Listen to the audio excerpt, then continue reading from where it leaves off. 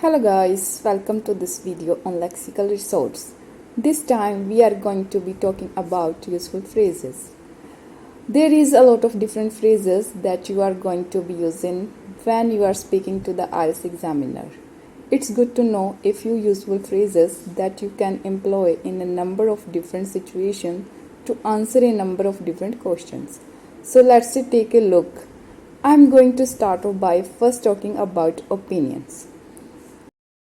So, when you are answering the question for speaking parts, there are several situations when you have to give your personal opinion on certain subjects and certain topics.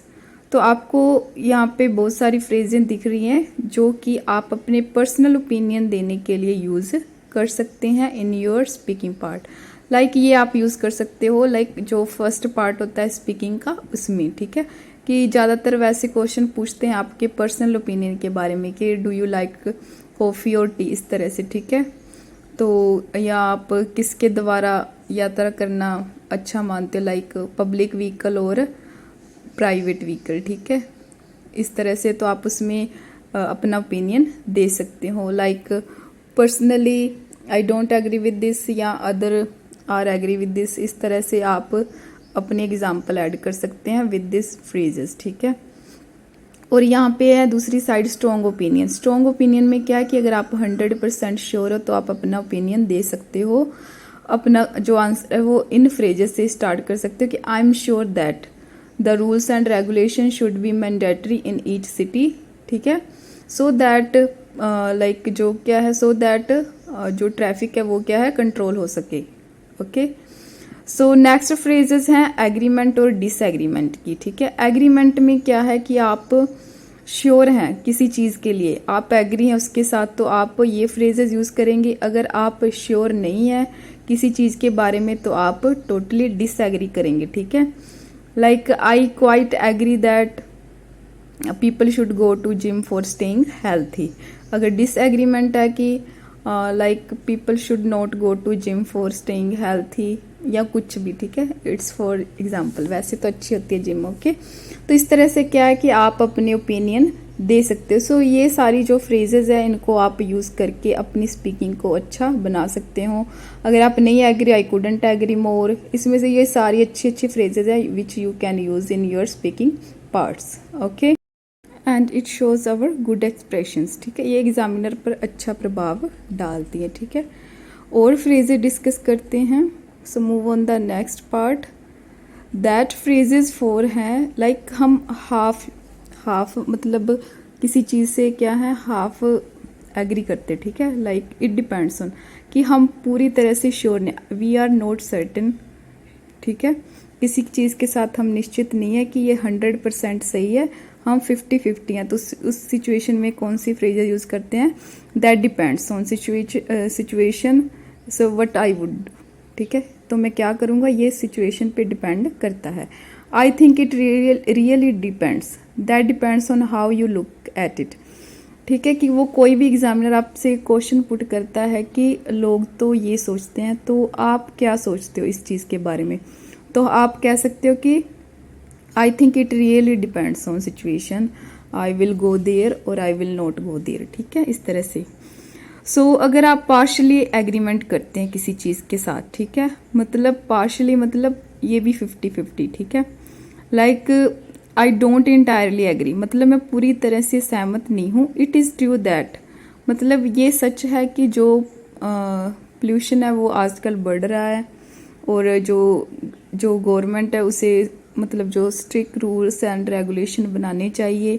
However इसकी दूसरी आप opposite चीज़ लिख सकते हैं. It's only for example. ठीक है इस तरह से आप एग्जांपल ऐड कर सकते हो.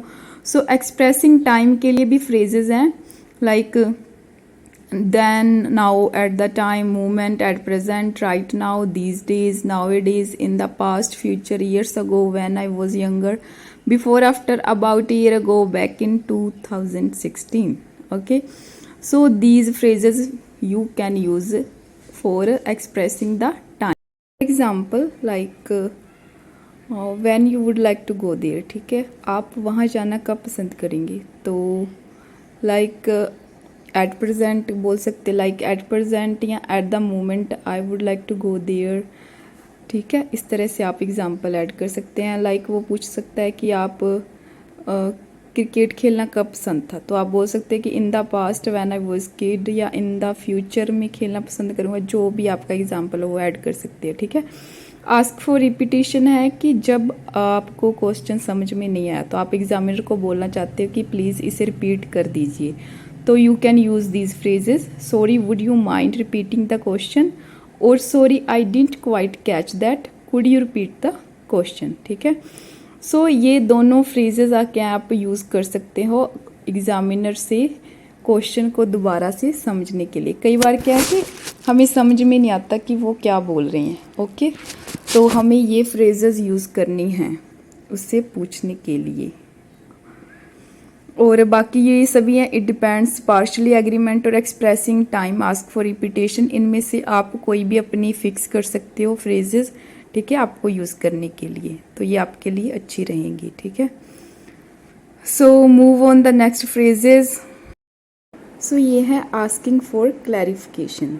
ठीक है, तो जैसे कि हमने पहले पढ़ा था फॉर रिपीटेशन के लिए आस्क फॉर रिपीटेशन, इसमें आप अगर आपको क्वेश्चन समझ नहीं आता या आपको सुनाई नहीं देता तो आप ये फ्रेजेस यूज़ कर सकते हो फॉर रिपीटेशन, क्वेश्चन को रिपीट करवाने के लिए। लेकिन अगर आप श्योर नहीं हो व्हाट इज़ द क्वेश्चन, ठीक है, सो मतलब एग्जामिनर क्या पूछ रहा है आपको समझ में नहीं आ रहा, so that is a clarification, तो आप ये फ्रेजेस यूज़ कर सकते हो। Like sorry I don't understand the question, okay, sorry I am afraid I didn't catch that, okay, could you repeat the question please, could you say yeah repeat that again, could you explain what you mean by, okay, could you explain the question please, sorry could you rephrase that, okay। तो इस तरह से क्या है, आप सभी phrases का use कर सकते हो। ठीक है, what is the real meaning of question, you can ask to the examiner and use these phrases, okay। और ये बात है कि ये आप फर्स्ट पार्ट में यूज़ नहीं कर सकते, फर्स्ट पार्ट में आपको रिपीटिशन यूज़ करना है, और ये आपको केवल सेकंड और थर्ड पार्ट में ही यूज़ करना है आस्किंग फॉर क्लैरिफिकेशन, बिकॉज जो थर्ड पार्ट के क्वेश्चन होते हैं वो क्या होते हैं, बड़े होते हैं, इसलिए आपको ये उसी में ही यूज़ करना है। ठीक है, और बाइंग टाइम, मतलब इसमें आपको जैसे टाइम लेना है, ठीक है, एग्जामिनर से आपको समझ में नहीं आया what is your next idea, ठीक है, आपको कुछ सोचना है, आपको सोचने के लिए थोड़ा समय चाहिए, तो आप ये फ्रेजेस यूज़ कर सकते हो। Like I haven't thought about that before, let me think, आगे आप अपना आइडिया रख सकते हैं। ठीक है, मतलब ज़्यादा समय नहीं लेना है, बस ये फ्रेज़ बोलते टाइम उसके बाद ही अपना आइडिया ऐड कर देना है। ठीक है, और अगर आप इसको सिंपली यूज़ करना है, ठीक है, ज़्यादा बार इसको इन फ्रेजेस को ज़्यादा नहीं लगाना है, बस अगर आपको थोड़ा सा जैसे आप यूज़ करते हैं ये ऐसे ऐसे करोगे तो that is negative impact on your speaking part. ठीक है, तो आपको सिंपली यूज़ करना है इनको, जैसे कि उसको पता नहीं चले। आप डेली प्रैक्टिस में अगर इन्हें यूज़ करोगे तो आप अच्छे से कर पाओगे इनको। Okay, so that is very useful phrases. So move on the next, that is last but not least. So what is speculation? Speculation means like कोई बात हो रही है फ्यूचर के बारे में, ठीक है, आप यू आर नॉट श्योर, ठीक है, आपको कोई प्रेडिक्शन करनी है, like that can be happen, ठीक है, ये हो सकता है, इसके लिए आपको यूज़ करना है। लाइक आई गैस या I think that the sale of oil will be increase throughout the year 2025, ठीक है, मतलब आगे जाके जो ऑयल की सेल है वो बढ़ जाएगी, ठीक है, दैट इज़ ए प्रोडिक्शन। तो इस तरह से आपको ये स्पेकुलेशन यूज़ करने, लाइक आई सपोज, गैस, या सस्पेक्ट दैट, या it's possible, I would imagine, या speculate that, I would say, perhaps, जो भी आपको क्वेश्चन होगा उसी अकॉर्डिंग आप अपनी फ्रेज यूज़ कर सकते हो। The next is can't remember, ठीक है, लाइक कुछ चीज़ें होती हैं, जैसे कोई उसने क्वेश्चन पूछा लाइक अबाउट मशीन्स, लेकिन आपको उन मशीन का कोई अच्छे से नाम नहीं याद आ रहा, मतलब एग्जैक्ट टाइम या कोई नेम या किसी चीज़ का कोई भी एक लाइक फिक्स सब्जेक्ट है, लेकिन आपको उसका नाम नहीं याद आ रहा, तो आप ये फ्रेजेस यूज़ कर सकते हो। Like I am sorry the word seems to have expect me but it sounds like that.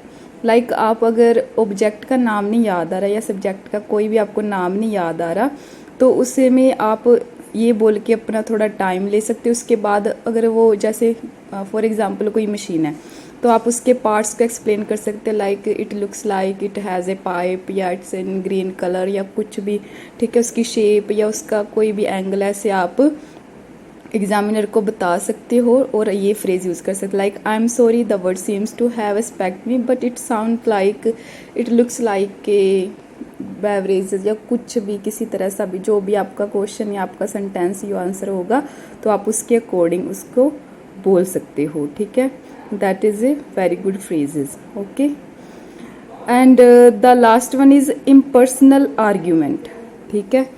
Personal argument में क्या है कि लाइक ये आपका कोई पर्सनल आइडिया इसमें आपको नहीं देना, लोग क्या सोचते हैं उसके बारे में आपको बताना हो, तो आप ये फ्रेजेस यूज़ कर सकते हैं। लाइक कोई क्वेश्चन पूछा like what is people think about pollution, मतलब लोग क्या सोचते हैं, ठीक है। So there are those who say that, या कोई भी क्वेश्चन पूछा, दो आर्ग्यूमेंट्स पूछ लिए उसने, ठीक है, आपको जैसे कंपैरिजन करना है किसी चीज़ में, तो आप ये आप कह सकते हैं it is often said that, यह कहा जाता है कि it will be increase decrease, या कुछ भी, it will be happen that, या so that, whatever, okay. So you have to use these all phrases, and I would suggest you to, if you like this video and like my phrases, so go back on the video again, watch, and writing down some of your favorite phrases which you can easily imply in your speaking parts, okay। तो आपको इनमें से कोई जो आपको अच्छी लगती हैं, मतलब नॉट मैनी, मतलब ज़्यादा नहीं यूज़ करनी है, सिंपली लाइक आप डेली प्रैक्टिस में हर टॉपिक की जैसे 1, 2 या 3 फ्रेजेस आपको यूज़ करनी आपको सेट कर लेनी, फिक्स कर लेनी है कि ऐसा लगे कि आप नेचुरली ही स्पीक कर रहे हो, ठीक है। एग्जामिनर को ऐसा नहीं लगना चाहिए कि आपका रट्टाफिकेशन है। सो आपको सिंपली यूज़ करनी है। अगर आप डेली प्रैक्टिस करते हो तो आपको ऐसा नहीं चलेगा, ऐसा नेचुरल साउंड आएगा जब आप इनको यूज़ करेंगे। So thanks for watching, please like share and subscribe my channel, thank you.